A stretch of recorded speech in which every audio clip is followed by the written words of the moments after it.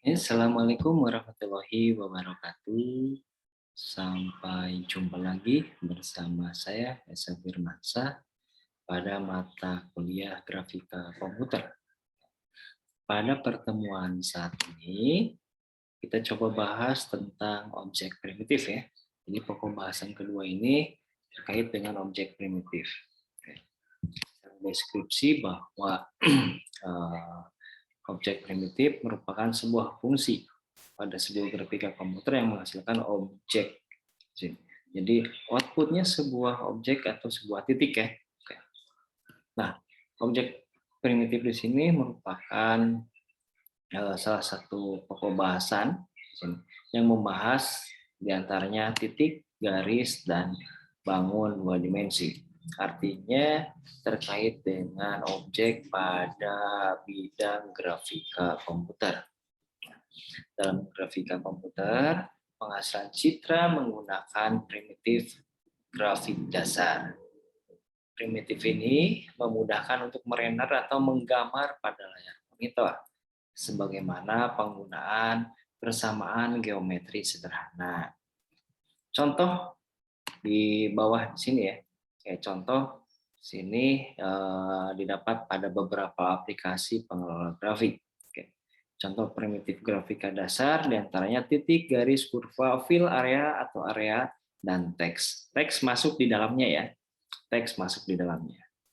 Kemudian objek kompleks pun di sini bisa dibuat dengan kombinasi dari beberapa objek primitif. Jadi kumpulan titik bisa menghasilkan sebuah objek lainnya. Ini kombinasi dari primitif. Misalnya poligaris, artinya garisnya banyak, atau dapat didefinisikan sebagai urutan garis lurus yang saling terhubung. Nah, contoh yang samping di sini dengan OpenGL-nya itu ada garis, line, ada GL line, ada line loop, kemudian ada polygon, ada triangle, dan segala macamnya. Kemudian gambar di samping kanan di sini, ini sebelahnya dengan 3 dimensinya ya, 3 dimensinya. Itu pada objek primitif. Kita tinjau sebuah titik. Dalam sebuah titik, di dalam bidang, menulis titik adalah tanda yang digunakan untuk mengakhiri sebuah kalimat. Akan tetapi pada bidang geometri, topologi, dan cabang-cabang matematika yang saling berkaitan, titik itu menggambarkan sebuah spasial. Atau titik spasial menggambarkan objek yang spesifik di dalam ruang yang diberikan. Tidak melibatkan volume, luas, panjang, atau analog lainnya pada dimensi yang lebih tinggi tentunya ya. Yaitu dengan demikian, titik adalah objek nol dimensi. Nol dimensi. Oke. Kita lihat titik digambarkan dalam format kartesian di sini.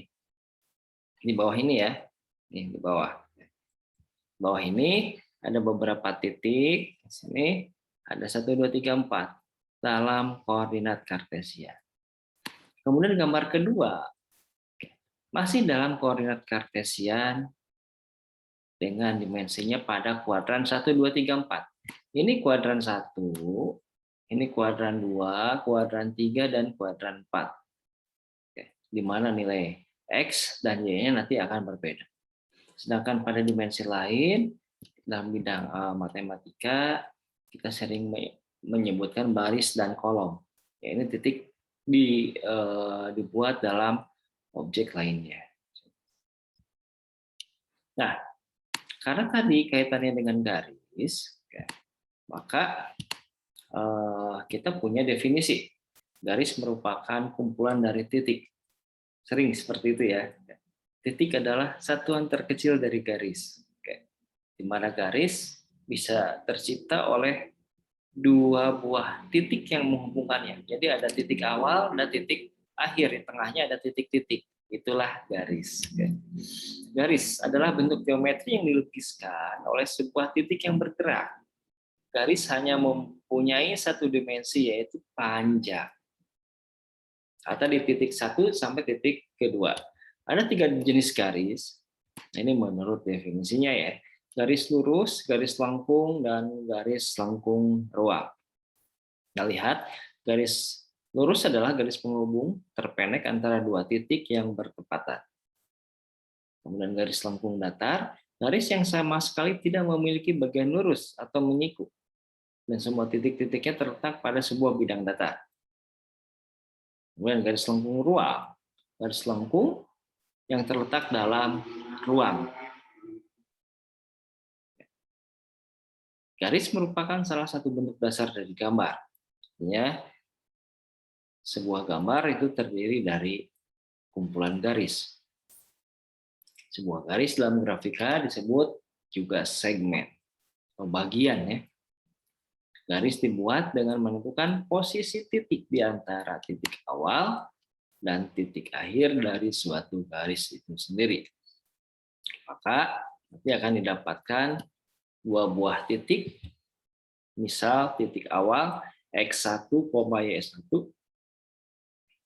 dan titik akhirnya X2, Y2.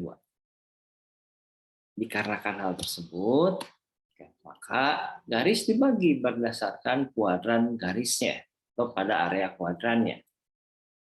Ini menunjukkan arah dari garis. Jadi tanda panah pada garis menunjukkan lokasinya. Pada kuadran 1, kriteria garis itu akan berada X dan Y-nya selalu positif. Kita lihat X1 itu lebih besar. X1 itu selalu lebih kecil dari X2 atau X2 lebih besar dari X1.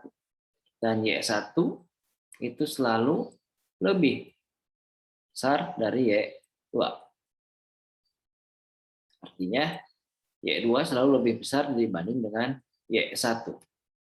Garis-garisnya positif ke sana. Contoh negatif 3 ini untuk X1, X2-nya negatif 1. Kita tahu ya, negatif 3 itu lebih kecil dibandingkan dengan negatif 1 atau negatif 1 lebih besar dari negatif 3. Kemudian Y-nya, sini 2, 4. Y1-nya 2, dan Y2-nya adalah 4. Artinya X1 dan X2 selalu lebih besar. X2 dan Y2 itu selalu lebih besar dibanding dengan X1 dan Y1 pada kasus kuadran 1. Sedangkan pada kuadran 2, X1 itu lebih besar dari X2 dan Y1 kurang dari Y2. Arah garisnya cenderung ke kiri. Contohnya negatif 3, negatif 3 dengan negatif 6,1. Sini kita bandingkan X1-nya negatif 3, X2-nya adalah negatif 6. Beda ya. Negatif 3 itu lebih besar dibandingkan dengan negatif 6. Kemudian Y1 di sini negatif 3 dan Y2-nya negatif 1. Pada kuadran 3, X1 lebih besar dari X2 dan Y1 lebih besar dari Y2. Ini kebalikan dari yang tadi ya. Yang 1. Maka arah panahnya cenderung ke bawah. Contoh 6 untuk X1, X2-nya adalah 4. 6 lebih besar dari 4. Kemudian negatif 2 dan negatif 5 untuk Y. Begitu pula untuk kuadran keempat. X1 lebih kecil ya di sini dari X2. Dan Y1 lebih besar dari Y2. Nah, kalau dicermati di sini, arah dari garisnya, ini sebetulnya refleksi atau kebalikan ya. Kuadran 1 itu kebalikannya dengan kuadran 3, kuadran 2, dan kuadran 4. Ganjil, genap-genap. Bisa Anda simak.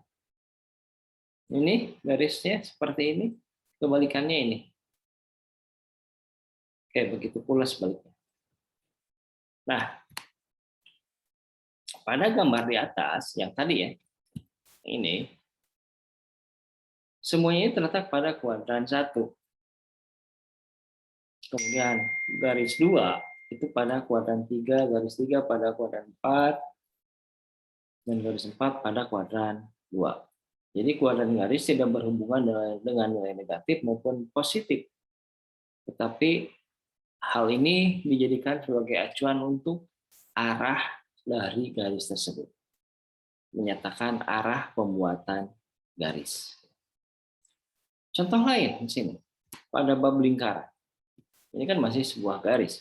Lingkaran merupakan kumpulan titik yang memiliki jarak dari titik pusat yang sama. Artinya dari sini kita memiliki titik pusat atau panjang jari-jari ya. Istilahnya jari-jari. Lingkaran dibuat dengan menggambarkan seperempat lingkaran karena bagian lain dapat dibuat sebagai bagian yang simetris. Kayak pizza ya. Penamaan X dapat dilakukan dari 0 ke R. R di sini jari-jari sebesar unit step, yaitu menambahkan dengan Y plus minus ya untuk setiap stepnya. Contoh kayak gini. Jika 1/4, 1/4, 1/4 dan seterusnya.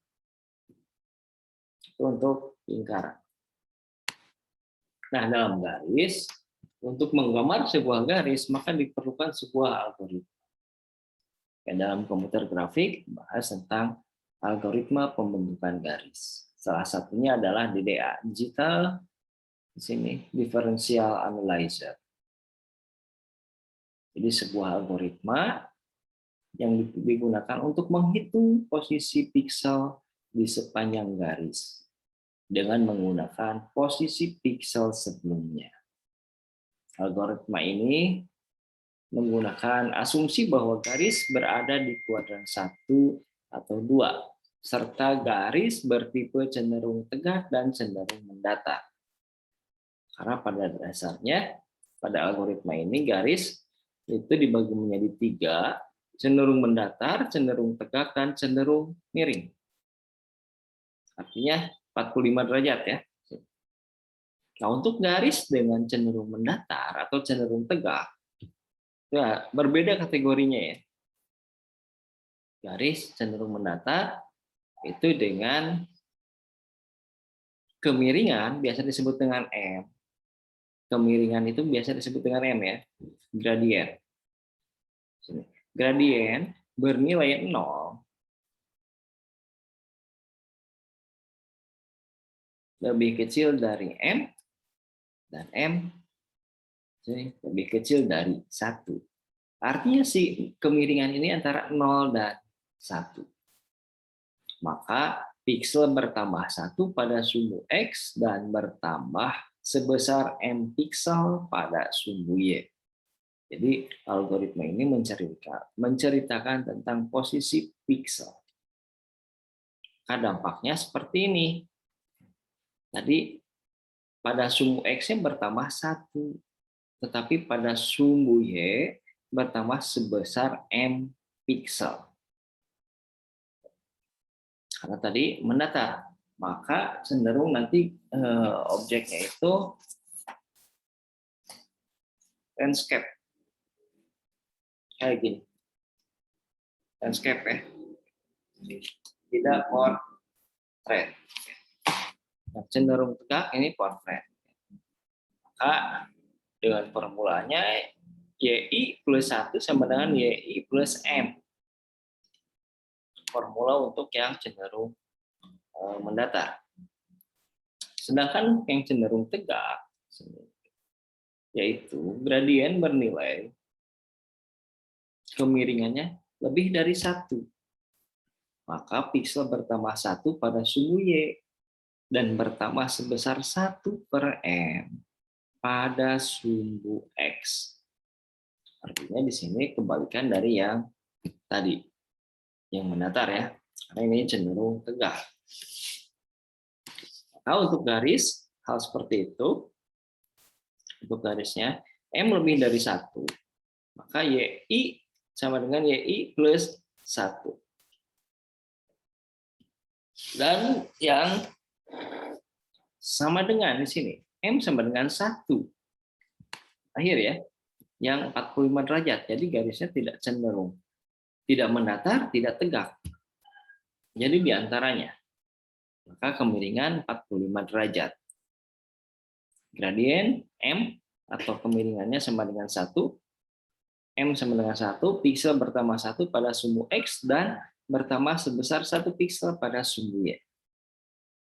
Ini yang dijadikan acuan ya pada layar tampilan.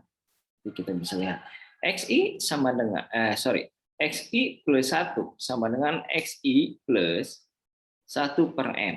Jadi 1 per M piksel untuk yang cenderung tegak. Kalau yang ini berarti X dan Y-nya bertambah 1-1. Untuk yang miring ya, yang miring 45 derajat. Nah, jika kita konversikan dalam sebuah algoritma, dalam sudut kode ya, dalam sudut kode algoritma digital differential analyzer, sini X sama dengan X1, Y sama dengan Y1. Jadi ini modal awalnya ya, deklarasinya seperti ini. Kemudian M sama dengan Y2 dikurangi Y1 dibagi dengan X2 dikurangi X1. Artinya dibandingkan dulu untuk kemiringannya yang mana. Jadi antara sumbu Y dan sumbu X itu dicari kemiringan. Apakah cenderung tegak, apakah cenderung mendatar, atau bahkan 45 derajat. Jika M lebih dari 0 dan M kurang dari 1, maka lebih dari 0 kurang dari 1, maka dia cenderung mendatar. Tadi ya. Oleh karena itu, selama X kurang dari sama dengan X2, maka gambar piksel yaitu X, Y. Artinya, X itu sama dengan X plus 1, dan Y sama dengan Y plus M. Berarti Y ditambah dengan kemiringannya. N atau akhir selama X itu kurang sama dengan X2. Artinya lebih kecil dari X2 ya. Akan tetapi jika M lebih dari 1, selama Y kurang dari sama dengan Y2, maka gambar piksel X, Y masih tetap gambar X, Y. Ini untuk yang cenderung tegak. X sama dengan X plus 1 per M, sedangkan Y-nya Y plus 1. Artinya sumbu Y-nya yang bertambah 1, tetapi untuk X-nya 1 per M. Akhir selama Y kurang dari sama dengan Y2.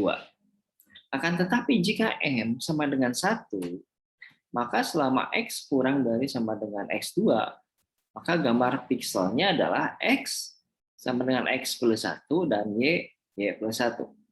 N selama X sama dengan atau kurang dari X2.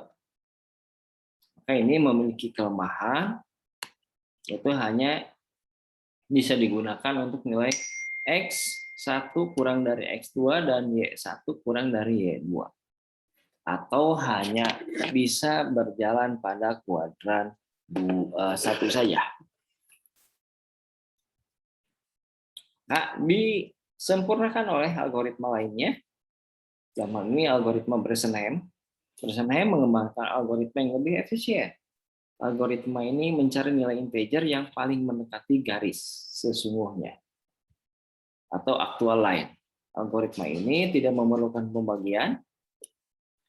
Algoritma Bresenheim bisa disajikan berikut ini, dapat digunakan garis berbeda di kuadran 1 dan 0 kurang dari M dan M kurang dari 1. Tapi nanti dicari formulanya. Apakah pada Bresenheim ini dicari untuk dx dy-nya, yaitu turunan X dan turunan Y-nya. Jadi dibandingkan dulu. Karena ada 2 formula. Nanti jika dx lebih dari dy, maka gunakan formula yang ini. Yang dicarinya adalah sumbu X. Tetapi jika dx kurang dari dy, maka yang dicarinya adalah sumbu Y. Jadi ada 2 buah formula di sini. Bedanya di mana? Bedanya nanti kan cenderung mendatar atau cenderung tegak. Kalau cenderung mendatar berarti nanti mendekati mendekati X, tapi yang tegak cenderung mendekati Y. Contoh, soalnya, gambar garis 0,1 dan 6,5 dengan menggunakan algoritma berdasarkan Hem. Jawab. Ikuti formula yang tadi ya. Formula yang tadi. Jadi dicari E-nya, ini dicari X-nya, D1, D2-nya, kemudian dicari Y-nya. Ini E, X, Y. Untuk titik yang pertama, 0,1. 0 berarti X-nya 0, Y-nya 1. Titik selanjutnya 6,5. X-nya 6, Y-nya 5. Berarti di sini. Cantikan ke sini. Ini titik yang dilewati oleh garis tersebut. Karena tadi dari definisi awal, bahwa garis adalah kumpulan dari titik. Berarti kita punya titik awal 0,1 dan titik akhirnya 6,5. Artinya di sepanjang ini ada titik-titik. Contoh, titik yang kedua ini berarti ya 1,2 ini. Titik yang ketiganya sini 2,2. Begitu seterusnya. Ini pada berdasarkan Hem. Contoh 2. Di sini. Contoh selanjutnya. Soal hitung 5 titik pertama yang dilewati oleh garis 10,30 dan 256,147 menggunakan algoritma berdasarkan Hem, kemudian gambarkan hasil perhitungannya. Seperti ini. Berarti tadi cari dulu DX DY-nya. Dalam hal ini bandingkan antara 10 dan 256. Bandingkan. DX, X2. X2 berarti ini 256.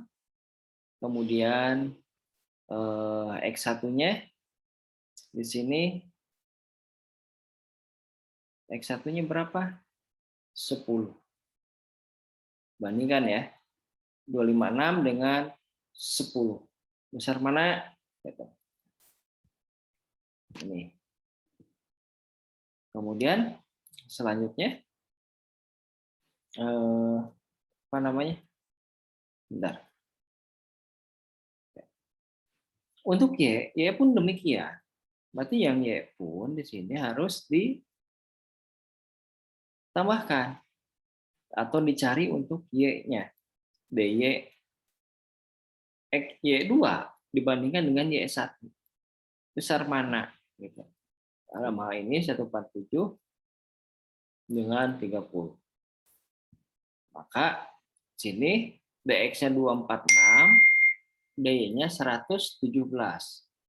Maka dari perbandingan ini gunakan algoritma yang DX lebih besar dari DY.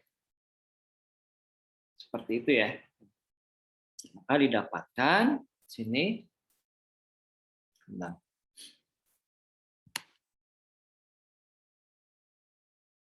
E-nya sini min 12. E-nya ya. E-nya min 12 dari mana? 2 dikali DY dikurangi DX. Berarti yang ini. 2 dikali 117. DY-nya kan 117. Dikurangi 246. Yang ini. Itu sama dengan min 12. D1-nya itu 2 dikali DY. Berarti 234 ya. D1-nya. Sedangkan D2-nya, DY dikurangi DX. Maka min 258. Nah, titiknya di sini untuk X-nya itu adalah 10,30. Ini titik awal kan? Ini titik awalnya. Maka kita tambahkan ke sini. Titik turunan yang pertama, min 12. E-nya kurang dari 0. Ya. Sama dengan E plus D1. D1-nya berapa tadi? 234. E-nya berapa? Min 12 ditambah min 12 ditambah 234 dari perhitungan sebelumnya, yaitu triple 2.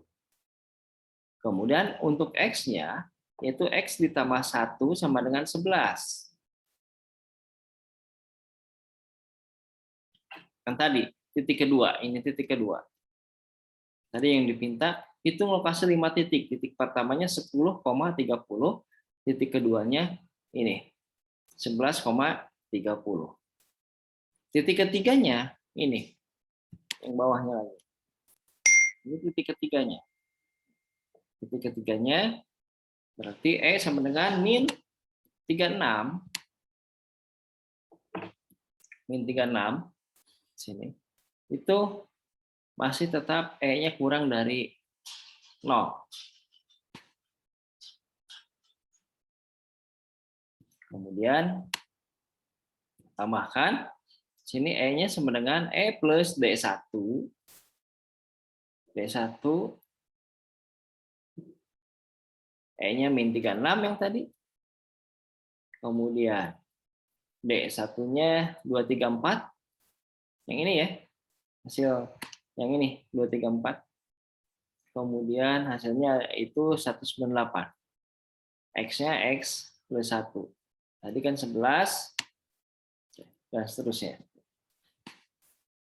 Jadi polanya dari sini ke sini, ke sini, ke sini, ini akhirnya. Jadi akhirnya gambarnya cenderung mendatar.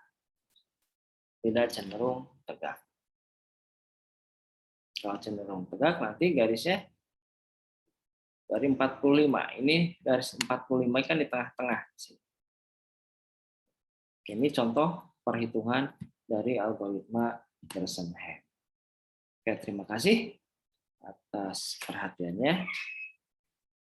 Sampai ketemu di kelas tatap muka ya. Karena video ini dibuat untuk daring. Seperti itu. Silakan komen, like, and subscribe ya. Kalau di YouTuber kayak gitu, ini hanya sebagai pengganti mata kuliah tatap muka saja. Oke, tetap aktivasi atau aktivitas di LMS-nya dan WA Group ya. Terima kasih. Assalamualaikum warahmatullahi wabarakatuh.